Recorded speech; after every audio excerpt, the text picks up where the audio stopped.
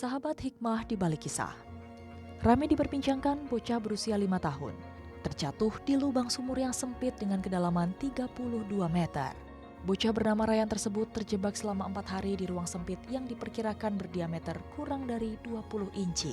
Kejadian berawal saat ayah Ryan sedang memperbaiki sumur.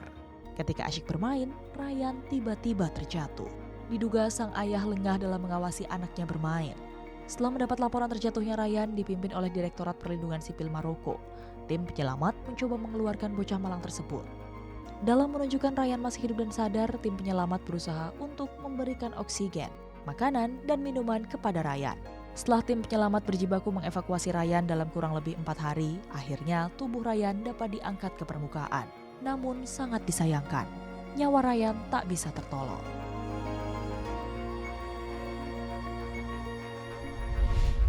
Ya baik Pak Ustadz, kalau kita melihat video tadi gitu ya, sangat disayangkan sekali bagaimana kehilangan buah hati kita yang juga karena keteladoran orang tuanya. Nah ini gimana Pak Ustadz, sebagai orang tua kita harus seperti apa sebagai anak kita? Baik, bismillahirrahmanirrahim. Anak itu adalah permata hidup ya.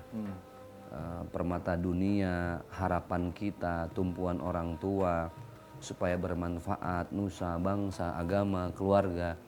Makanya selalu kita berdoa, Rabbana hablana min azwajina wa dzurriyyatina qurrata a'yun, yang menghiasi mata kita.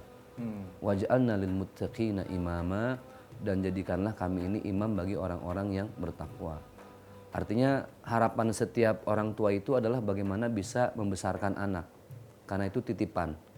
Namanya dititipin, kita harus memberikan penjagaan yang terbaik semampu kita.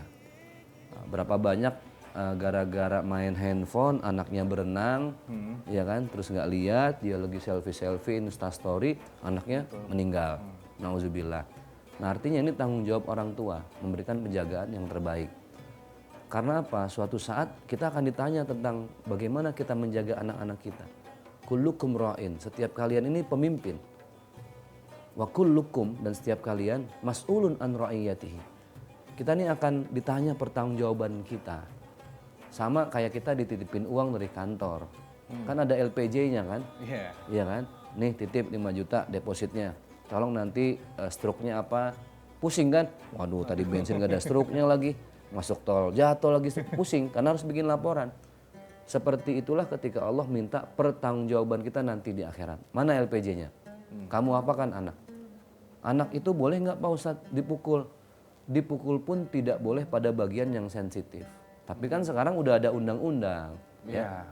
Ada nanti kena terbentur dengan HAM, hak asasi manusia. Maka menjaga anak itu adalah dengan memberikan rumah yang terbaik, kesehatan yang terbaik, pendidikan yang terbaik, penjagaan yang terbaik. Kayak kasus yang tadi kita lihat ini kan gara-gara orang tuanya tidak bisa menjaga, terlalu ngurus diri sendiri, akhirnya yang jadi korban si anak. Ya kalau udah begitu udah mau diapain lagi? Justru sekarang itu kita harus banyak-banyak baca supaya mencerdaskan diri. Bagaimana menjaga anak yang terbaik. Sekarang itu ada satu aplikasi di handphone. Ini kan handphone juga bahaya ya. Apa saja bisa dia buka. Itu ada satu aplikasi yang bisa diinstal di handphone orang tua dan bisa ngunci beberapa handphone anak kita. Ada jam-jam dan waktu yang sudah ditentukan. Masuk waktu maghrib jam 6, setengah 6 udah kekunci otomatis, jadi nggak bisa dikutak-atik. Nah itu kan bagian dari usaha, makanya orang tua jangan gaptek. Nah kalau gaptek dikerjain kita sama anak, gitu kan. Kita harus banyak-banyak belajar juga supaya nggak kalah sama anak. Gitu kan. Nah Pak Ustadz, ya kalau misalkan melihat kejadian tadi itu kan keteledoran orang tuanya gitu ya. Tapi juga ada orang tua yang justru menelantarkan anaknya Pak Ustadz. Nah itu gimana tuh Pak Ustadz? Nah ini lebih bahaya lagi. Kalau keteledoran kan nggak sengaja, tapi kalau menelantarkan ini kan kesengajaan. Waduh ini sudah jadi dosa yang sangat besar. Kenapa dosa sangat besar? Karena kewajiban orang tua kepada anak itu kan mendidik, mengarahkan, memberikan pendidikan yang bagus, sekolah yang bagus. Yang bagus itu bukan berarti mahal ya. Karena tempat mendidik anak-anak yang terbaik itu di rumah kita masing-masing. Ngaji, pulang dari madrasah, dari sekolah, bagaimana habis maghrib kita wajibkan lagi mereka ngaji. Berarti PR-nya kan satu, bapaknya harus bisa ngaji. Jangan anak-anaknya harus pintar ngaji, tapi si bapak nggak mau belajar ngaji gitu. Jangan mimpi punya anak yang soleh kalau kitanya nggak berusaha mensolehkan diri sendiri. Jadi ini melantarkan, ya Allah na'udzubillah, itu satu hal yang sudah pasti Allah kasih ganjaran yang setimpal nanti ya. Iya. Anak ini kan harus dididik, dibimbing, bukan ditelantarkan, tidak dinafkahi. Ya begitu banyaklah kisah di zaman baginda Rasulullah SAW yang ternyata bukan anak saja yang durhaka sama orang tua, tapi bisa jadi ada orang tua durhaka sama anak. Dalam arti apa? Dalam arti ya tadi menelantarkan, tidak memberikan hak-haknya, baik itu bentuknya sekolah, akhlak, ngaji, agama dan lain sebagainya. Nah kalau pendidikan yang pas gitu, apakah memang pendidikan agamanya dulu atau pendidikan dasar dulu atau sosialisasi dulu atau gimana? Harus sama semua. Akidah harus mengenalkan kepada Allah dan Rasulnya. Nama-nama 25 nabi harus, nama-nama malaikat, rukun iman, rukun Islam, tata cara sholat, apa itu sedekah, itu harus. Yang berikutnya ilmu pengetahuan, itu harus juga. Tapi yang tidak kalah penting adalah ilmu sosial, akhlak. Bagaimana ketika ada tamu kita ajarkan anak untuk berakhlak, gitu kan.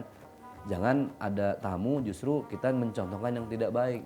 Nah, akhirnya itu direkam sama anak dan ketika dewasa dia akan berbuat yang sama. Nauzubillah. Ya baik Pak Ustadz, bagaimana kita mendidik seorang anak supaya nantinya anak itu bisa lebih baik dibandingkan diri kita nih Pak Ustadz. Dan juga bisa ngebantu orang tuanya di masa depan. Oke, selalu ada hikmah di balik kisah. Saya Adam Sulanegara bersama Ustadz Zaki Mirza pamit. Terima kasih. Wassalamualaikum warahmatullahi wabarakatuh. Waalaikumsalam warahmatullahi wabarakatuh.